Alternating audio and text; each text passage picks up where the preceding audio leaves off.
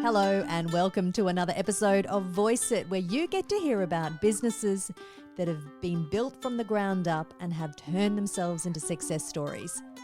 Hi, I'm Annabelle Homer, and it's a bit of an agriculture focus. This week, you get to meet Gwynn Jones. He's a meat wholesaler. He owns a business called Remarkable Meat Company, based out of the Clare Valley. When I approached him for an interview, he said to me, "Who would be interested in my story? All I do is deal with meat." But everyone has a story worth telling. Will is a St. Peter's boy from Adelaide. His family was quite influential in the clothing and manufacturing industry in South Australia. He has 3 half-brothers and is married to Kirsty, who's a school teacher, and they have 2 children, Henry and Matilda. Will's story takes us on a journey through rural Australia, from jackarooing in Western Queensland, corporate farming at the highly regarded Collinsville Sheep Stud in the mid-north of South Australia, to working with managed investment schemes in Western Victoria, to then running a Dorper property near Burra, and that was a challenge in itself, to now selling meat to retailers and wholesalers across Australia. This is a story about a boy who loved the freedom and flexibility of rural life. Again, it wasn't planned, a city boy who just fell into it. Enjoy the journey over the next half an hour. We start Will's story at Rosevale, a property smack bang between Charleville and Cunnamulla in southwest Queensland.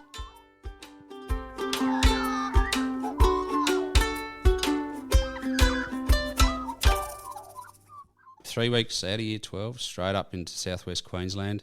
Mum and Dad dropped me off in my little donger or whatever it was, and I remember Mum crying as she dropped me off. And were you crying? That was it. No, Christ. Don't leave me, Mum. No, leave me, please. And look, I mean, as far as where I am now, that first year is a big part of it. I think I was very lucky to go to that property and work for someone who was at that stage a bit of a mentor, and obviously still is. And I think that was my grounding. Yeah. Mm-hmm. So how many years did you jackaroo for? And at that stage in your life, did you know where you were heading? No. So I mean, yeah. Whilst one half of my family were sort of rural related, but with no to speak of holdings, the other side of my family are in food service. So restaurants and things like that. So is that your mother's side or your father's? So that's my father's side. Okay. Yeah, and right through to my my godparents and all that sort of stuff. And we're talking restaurants in Queensland? Not really knowing what I was going to do, I went jackarooing in southwest Queensland, and the idea was that I'd do 6 months of that, and then I'd go into my godfather's brother's restaurant in Brisbane, a well-known sort of restaurant in Eagle Street. Pier 9. Yeah. Yeah, I mean, look, it got to the 6-month point of jackarooing, and Matty Hill-Smith, who was the person that owned the property, said, "Look, I think you'll go further in agriculture." And that was about the end of that. I remember specifically where he asked me, and I remember giving him the specific answer of sort of, yeah, no worries. And that was the end of that. So my trajectory at that point was agriculture, I suppose. I think it was an easy decision at that point. I was working for a fantastic mentor-type person. I was working on a property that, you know, I had a lot of free reign, which I think was good. You know, I wasn't in a big stock camp or anything like that. It was a pretty simple sheep and cattle station. It was a manager and myself, a cook and a gardener. That was about it. It was a great, you know, I had my own ute and all these sort of, so it was great. I mean, for someone that's 17 to have that sort of freedom was fantastic. And the seasonally, it was good. There was floods either side of me being there. I love being there. I love working for the people I did, and I just worked. I worked 7 days a week. I had nearly no social life and just worked and loved it. So once you made that decision, nope, not going into the food industry, let's stay in agriculture, what was the next step? I've worked there and who was that for? You say he was a great mentor. Who was that? I worked for a fella called Vince Wall, who was a younger sort of fella at that time, and he was a teacher at Longreach Ag College before he came down there. So he had all the right sort of, terminology or benchmarks or something like that. You know, I always remember him saying, you know, I'd sort of hand dig a post hole and put a post hole in and ram it all in. You go, I'll give that an 8 out of 10 sort of thing. I always remember that. So I was always trying to get to the 10 out of 10 sort of thing. Did you ever? Probably not. Yeah, so it was a very good one-on-one relationship that did set me up. After 1 year there, I think I remember I was always told to get written references from all your employees and all that sort of stuff. And so I think I remember the written reference, and I think a passage in there was, Will needs some social interaction. So it'd be best that he moves sort of onto a southern type arrangement where there's, other kids his own age and all this sort of stuff. I loved living up there, and I'd probably still be up there if they didn't sort of say that I should not be. But I wonder what you were doing for them to say that. Well, it was funny. There's a bit of a backstory to that.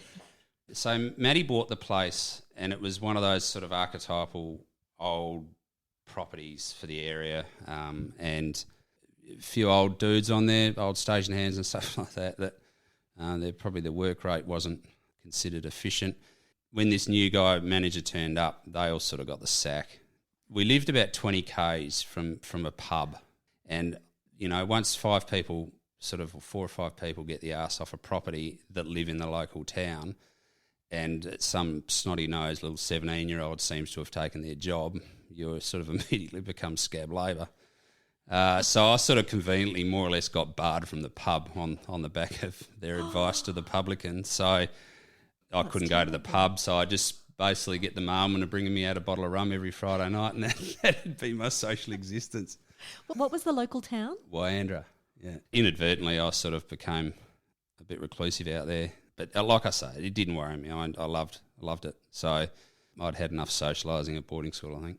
You needed to go somewhere where there was a lot more younger people. You'd have a social life. So where was the next step? Yeah, so obviously with a few connections and stuff, I ended up at Collinsville Sheep Stud in the mid-north, and I worked for another great man called Wal Hennessy.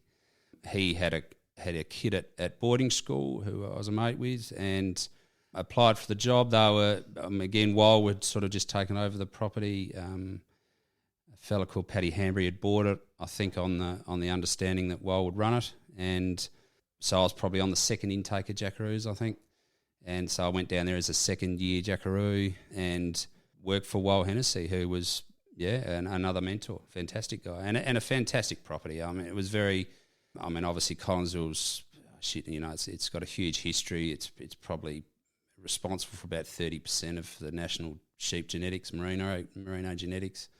So, there's a huge amount of history there that I got embroiled in, loved it. Got to meet and work with a lot of guys from different parts of the country and world, and learn a lot, worked for some great people. Was that then the pivot for you to go into corporate farm management, having that experience? Yeah, so, with Collinsville, again, I suppose I think I thrived. I was really, really into the ag game and enjoyed it, and I had a work ethic that I think was probably created in Queensland, and so I ended up overseer of the ram depot in my third year at Collinsville, and Collinsville sort of suggested that they'd help me go through Marcus Oldham. So obviously then I'd be doing 3 years out, physical work, Marcus Oldham for several years. I was a 3-year degree, and then the understanding they'd help me go through Marcus to go back and start Collinsville. So it's a great setup. Yeah, but then Wal died in a plane crash, so it sort of all fell apart. That was sad, and that rocked Collinsville. The trajectory that it was on prior to his death was, I'm sure it'd still be maintaining now if he didn't die. Yeah, I think the property was bought for Wal to run, more or less.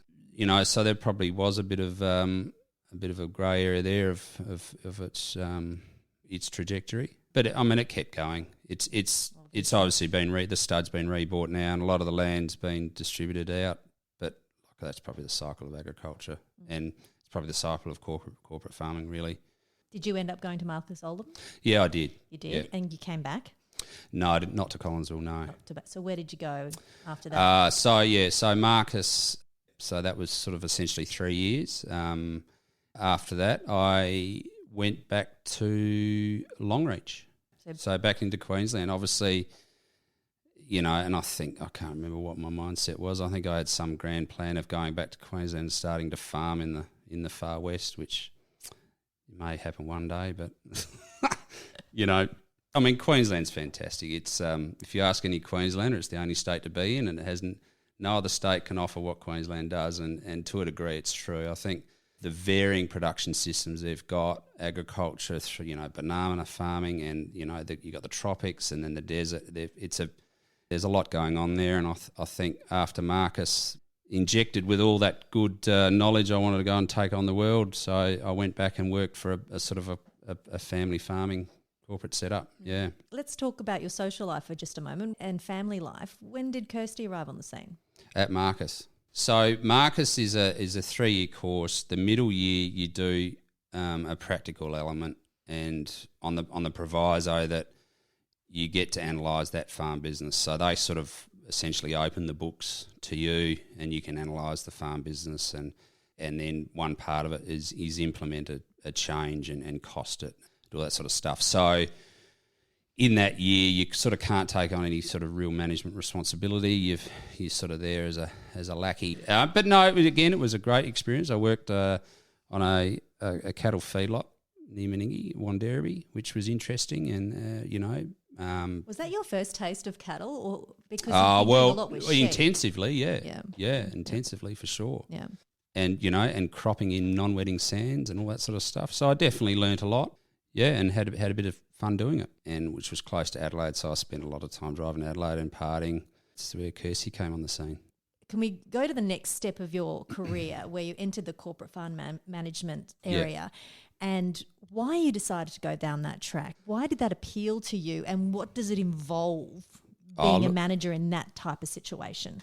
Look, many would argue that a lot of farm businesses are corporate ag now, I think, in how they're run. I mean, they're all big turnover companies with big asset portfolios. I went to Western Victoria and worked for a managed investment scheme sort of type company. So essentially it was a business set up by a couple of ex-politicians, and the basis of it was a lot of blue gums and managed investment schemes around cattle and blue gums, tomatoes and all this sort of stuff. I consider that corporate ag. It was run out of an office in St Kilda Road in Melbourne. The powers that be were nowhere near it. How long did you do that for? So we're there for 3 years, and the kids were born in Ballarat.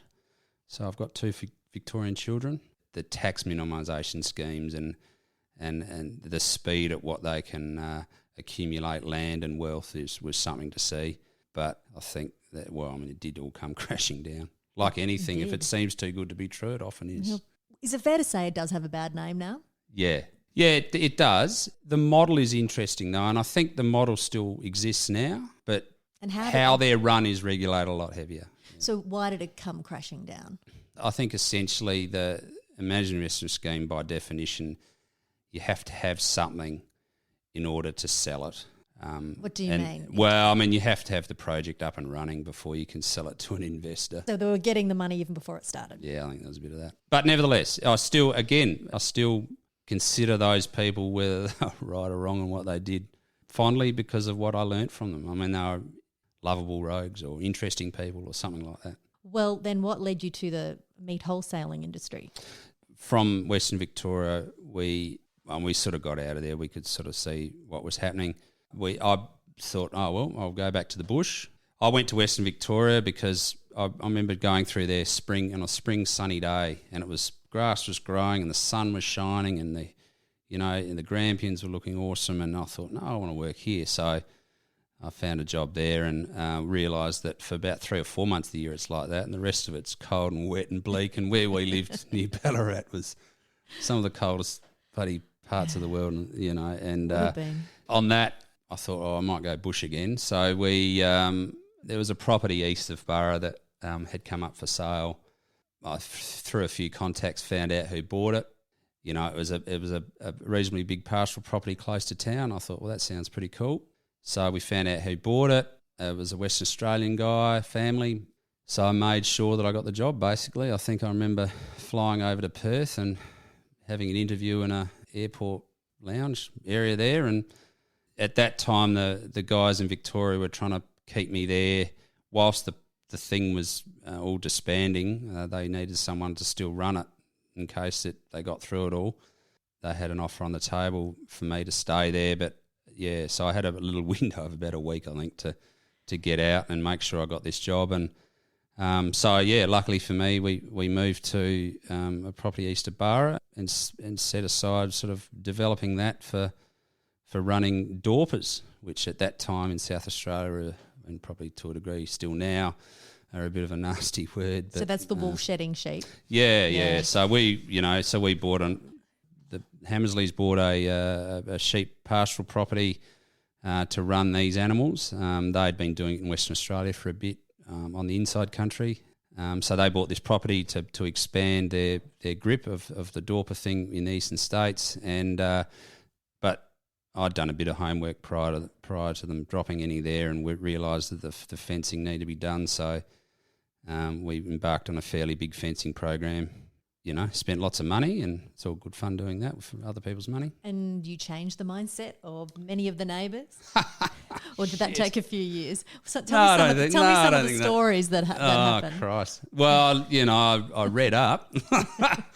Another mate of mine had sort of been down a similar path on his own property in Western New South. So, he armed me with lots of good information and reading material so I could armour myself against any of the neighbours. What was the mindset? Why were they so against them? Oh, it was shedding sheep, the demodulated fibre issue, and devaluing a wool clip. So essentially, demodulated fibre it's not a wool. It doesn't take to colouring or anything like that. So it's sort of like a dog hair in amongst a wool coat, But look, I could see their point of view, but I think it was probably a little unfounded. I think figuratively, it was never as bad as I think it was presumed, but nevertheless, it was important for us to do everything we could to make sure that we had no impact on their operations. So hence the fencing, irrespective of what the owners of the properties thought. I fenced. I was surrounded by some pretty serious wool growers, a couple of studs, and some very, very high performing wool growers who I have utmost respect for. Brilliant pastoralists. So, and I was a newcomer, I was pretty new, and the Western Australians had probably a bit of a tainted history in South Australia, particularly with Collinsville.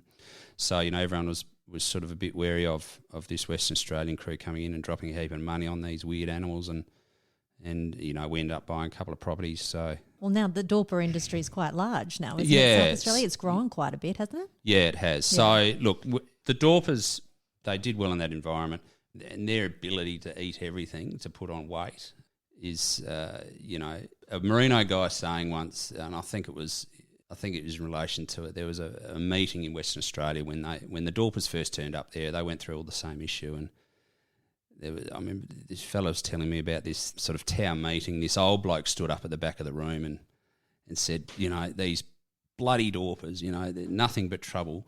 At least a merino can go to a corner of a paddock and drop dead, whereas a Dorper just keeps going. They'll rip through fences, and their willingness to eat in order to obviously gain weight, which is what we were making money out of, was pretty remarkable. So they've probably got the ability, and the broader perspective is the ability to destroy country before they drop dead. So you've sort of got to manage the country rather than the animal, whereas the merino is probably a bit the other way. But you've been managing a few stations by this point. How easy was it to get work? Because getting good managers these days is pretty hard. There's plenty of managers out there, but getting good ones is pretty tricky. Did you find that you were in demand, or was it still quite hard or quite competitive to get a job? I think definitely tertiary education shows farm business that you're prepared to learn. I think Marcus Oldham's definitely got some sort of kudos. I'm not sure how many farm managers were floating around at that time. There's a lot of corporate guys because these corporate guys, a lot of these guys, they start at an early age and they just stay in that company forever. Whilst I'm not sure whether I was in demand then or not, obviously I could sort of navigate my way fairly well. But I think the demand's going to grow because as everything becomes more corporate and different, overseas guys might buy tracts of land. I think there's definitely in the years to come, I think that, there's some good opportunities for people that want to go down that path. Yeah, and my son may be one of them. Yeah. Well, I guess people who can't afford to buy their own stations Yeah. and buy their own land, that's the next step, I guess, isn't That's it? right, you know, and I mean the stuff's getting dearer, and succession-wise, you know, there might be instances where two brothers and one goes and works and the other stays at home sort of thing. And agriculture's becoming Australia's darling again. You know, we've, on this last lot of sort of COVID stuff, it's sort of, now we're losing sort of a lot of Asian education, sort of those main GDP generators. Agriculture's sort of falling to the top again, as it did, you know, as it seems to all time and time again. So I think hopefully from a broader perspective, maybe Australian government will do everything it can to make sure agriculture keeps streaming ahead, and then, you know, people were attracted into it.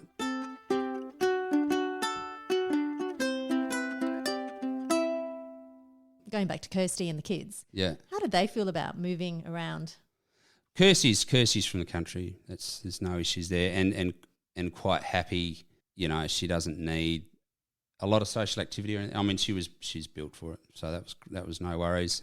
You know, Redcliffe, when we're out east of Burra, you know, with small kids, it was tricky. She's quite a highly educated teacher, masters of teaching, all sort of stuff. So she ended up, we're only 60 k's from Burra, so the kids would, I think Henry was on school, kindy on the air for a bit, but then started going to kindy 1 or 2 days a week in Clare. My parents lived in Clare, so Kirsty would have a job in Burra a couple of days or 2 or 3 days a week, and she'd take the kids in there. My mother would come out from Clare, pick up our car with our kids in it, and take them to kindy. And Matilda wasn't quite a kindy age, but Henry was. So he was in kindy in Clare way back then. Yeah, It's a bit of a juggle, isn't it? yeah. Well, it's my mother. She's she was fantastic. So whilst we enjoyed living out there, you know, Kirsty, she wanted to have a job as well. So it's funny that the pastoral thing you've built for. I don't think I was particularly built for it. I think to really love living on a station, I think you've got to enjoy all elements of it. Going and catch a yabby in a dam on a Sunday and all that sort of stuff. I was still at that age and point in my life where I wanted to just drive. And sort of, I think in retrospect, definitely something I'll pass on to my kids is to, you know, try and enjoy life. As, you know, it shouldn't be such a rush. I was sort of, for some reason, had some sort of need or desire to just sort of try and get to the top of whatever I was trying to get to the top of in a big hurry. Yeah. Do you feel like you've missed things along the way because you've been so focused and so Yeah. driven? Yeah. When you're in agriculture, whilst I was educated to do it and had sort of experienced enough different businesses along the way, agriculture it's a business that moves slowly. There's a lot of information about it and how it needs to head and stuff like that. But, I mean, you're dealing ultimately with Mother Nature and you can't alter that. And when you're living in an environment where you're in sub-10-inch rainfall, like if it doesn't rain, you know, you've just got to sort of hunker down and you know, you can't just, there's not a lot you can do. Mm. And so I think at that age, and it was very dry out there and it's still very dry there now, like I was sort of going, well, you know, this is a bit boring. And we'd sort of done all the fencing. I'd built this automated feedlot and done all this sort of stuff and then that was sort of it. And I thought, I'm not sure if I can sort of exist out here and just sort of hang around. And I remember a specific point, a neighbour, a fellow, Roger Dunn, who was a great old fellow. He's not with us anymore, but they'd been out on a property north of us forever. Their family had owned it. And I remember running into the fence one day. We just met up on the fence. I was sort of out there doing something and he was doing a water run. And I remember saying to him, I said, Roger, I haven't seen you out on this fence line before. And he said, oh, well, I've decided to do the water run a different way this week. And I thought, oh, shit. No, I don't think I can.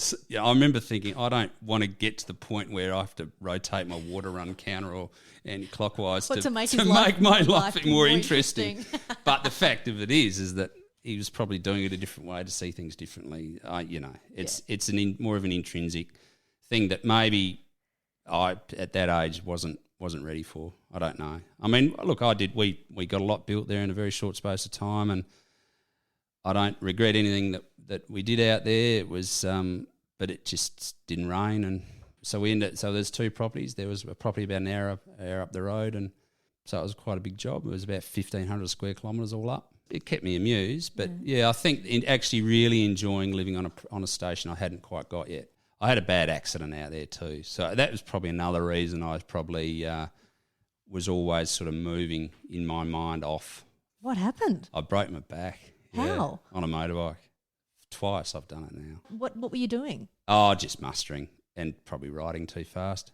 And you did it twice? I did it when I was 13 as well. I've got 2 or 3 fractured vertebrae from then on in my lumbar, and then I did T10 and 11 when I was 28. Do you let your kids ride a motorbike? Yeah, one of them races them. He does that, but I convinced myself that maybe I was just really bad at falling off them, and he's learnt to fall off them better. I don't know. I think you should say you're really good at falling off them because you didn't permanently break your back. Well, yeah, but I mean, a lot of the accidents I had, a lot of people would sort of roll out of them. I seemed to spear tackle myself into the ground. And how long did it take you to recover, especially your second injury? Yeah, look, I didn't give myself much time. I think I was 2 weeks out of intensive care. I was back in the loader. I used to take a pillow and a doona because I was pushing a lot of fence lines. We were doing this big fencing project. I'd take a doona and a pillow in the loader, and I think the doctor said you're not meant to sit down probably at all or something. I don't know. But I remember every now and again I'd get the pillow and the doona out and put it in the bucket of the loader and lie on the bucket. Straighten myself out of it.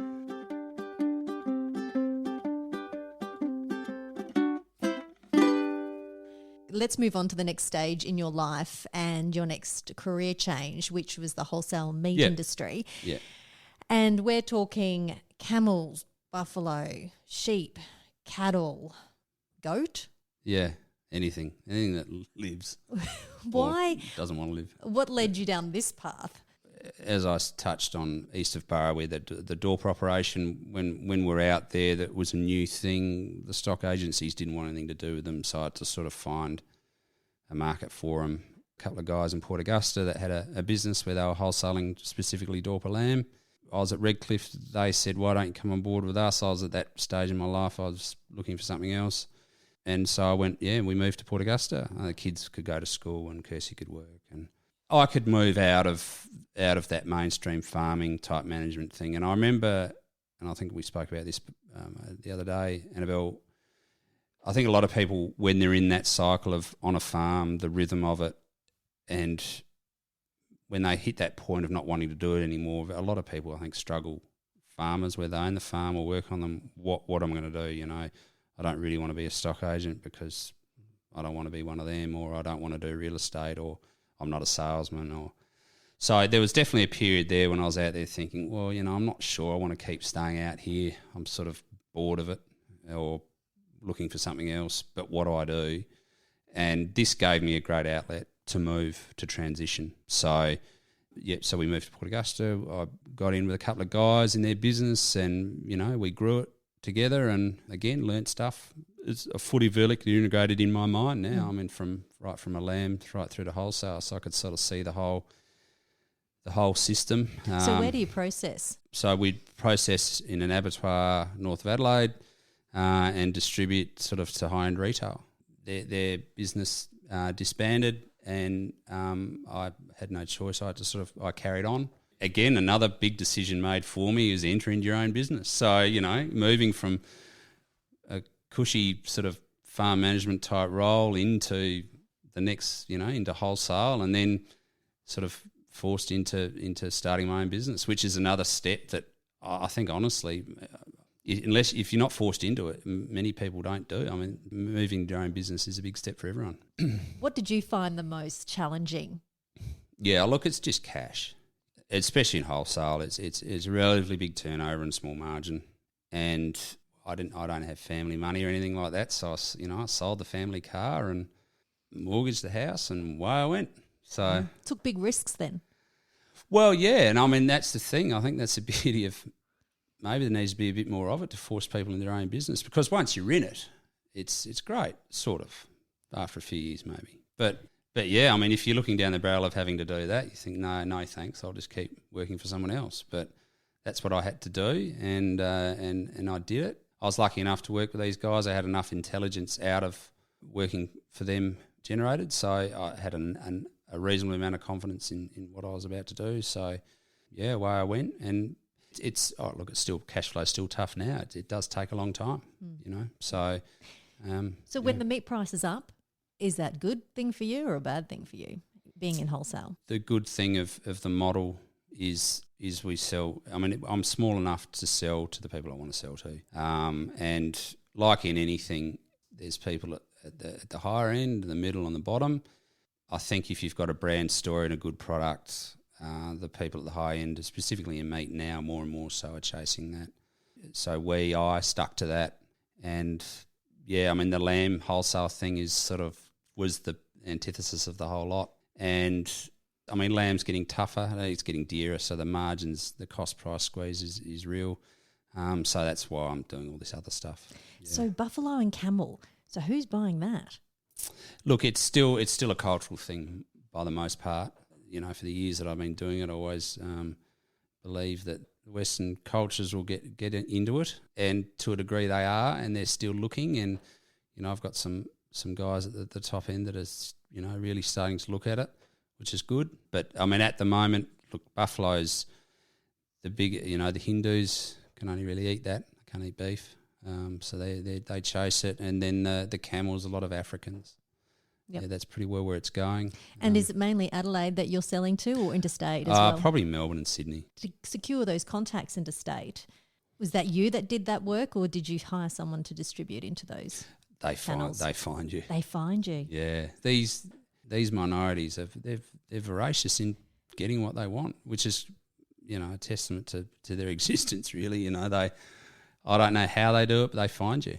You know, and I don't have stuff going everywhere, but they just find you. So it's pretty cool. You know, you get a phone call from, especially with buffalo at the moment, I get phone calls all the time, you know, and they're Canberra and bloody Dubbo and everywhere. So I don't know how they find me. I don't ask. They just do. So how did COVID affect your business? Oh, look, it didn't hurt it. I think with everyone staying at home, people started buying more off butcher shops. You know, they just buy it. The restaurants shut, so they were having to cook at home. The restaurant side of it, a lot of butchers will wholesale as well. But I'm not really kitted up to do sort of smaller volumes of broken bits and pieces and daily deliveries and stuff like that. So it's sort of a lot of my butchers will do that. Are you a one man show? Or do you yeah. So there's three of us. So we've got admin, and then we've got an interest in a feedlot on the Adelaide Plains and share farm that with a guy down there. So there's a fair bit of activity there. We contract feedlot down there, and actually, we used to do live air freight into Malaysia out of there. That's probably how the camel thing came on, I think. I think the Malaysians started asking for it first. Yeah, I used to fill up aeroplanes full of live animals and send them to Malaysia. And that only really stopped in COVID. Yeah, that's probably the biggest drawback for me for COVID, is that it sort of stopped that trade. And it was great. I mean, filling up a jumbo full of 2,500 animals and sending it off was great fun. It was like Noah's Ark. We had all sorts of stuff on there. Do you think it'll start up again once things settle I down? don't know. Look, it was always terminal based on the seasons. I mean, the Malaysian market, it's very price orientated, and during droughty animals that were cheap were in abundance, more or less. And as soon as it rained, it was probably going to stop. But yeah, we were there 4 years or something. Yeah. What's the next step for you? Where do you see yourself in 10 years' time? Yeah, I'm obviously probably keep doing what I'm doing. You know, I've been probably in the last few years heavily involved in the live animal production systems, whether it's feedlotting or trading, but whether I'll move probably more into wholesale, maybe food service. As far as sort of, there's probably maybe a position in the market there. So you can drive your own story, I suppose. So delivering to restaurants and things like that. Yeah, I think that. Trade. Yeah, I mean that we're going through a bit of a change at the moment. It does rely around having the right people. I'd need someone to come on board to help with that. But look, you know, I'm lucky. I'm not labour costs are low, so I can be fairly dynamic. I can move fairly nimble as far as where I can drive things. You know, a lot of the decisions I make are market driven, so it's just keeping your ear to the ground and sort of doing what I'm doing, I suppose. Are you happy? Are you happy you made this decision to go down this track? Yeah, I think so. You know, your own boss, and I mean, I always said to myself that if I didn't want to do it anymore, I could just go back to running properties again, I suppose. So do you think any of the kids are going to follow the family line. Yeah. I think Henry will head that path. I think at this stage he just thinks that working on a property is riding motorbikes, but yeah, I think he'll head down that path. Isn't that what you thought too? Yeah, I couldn't stay on though. But look, it is like I said. I think initially, at the start of this interview, agriculture is a good, strong industry, and the one thing that COVID's taught all of us is that ag stayed strong and others didn't necessarily. And I think nationally, I think ag is going to have to be something that all of us focus on. It's the one thing that we've got that many others don't around the world, as far as land and productive land and good land managers. So I think as far as my son, I mean, I'd love nothing more for him to go into ag, not because I did it, but I just think it's a great path. It's funny, it doesn't matter what you try and do to push your kids in different directions, they often end up just being like you. That is so true. Gwynn Jones, jackaroo turned corporate farm manager turned meat wholesaler. You name it, he's done it. To find out more about what Will does, his details are all in my show notes. Also, check out my website. I'm a voice coach. I produce and host podcasts, as you know. I have a few projects coming up soon that I can't wait to tell you about. Also, recording your family memoirs. Get in touch if you'd like to find out more. Thank you for listening. I'm loving all your reviews. Keep them coming. I check every day. Catch you soon for another episode of Voice It.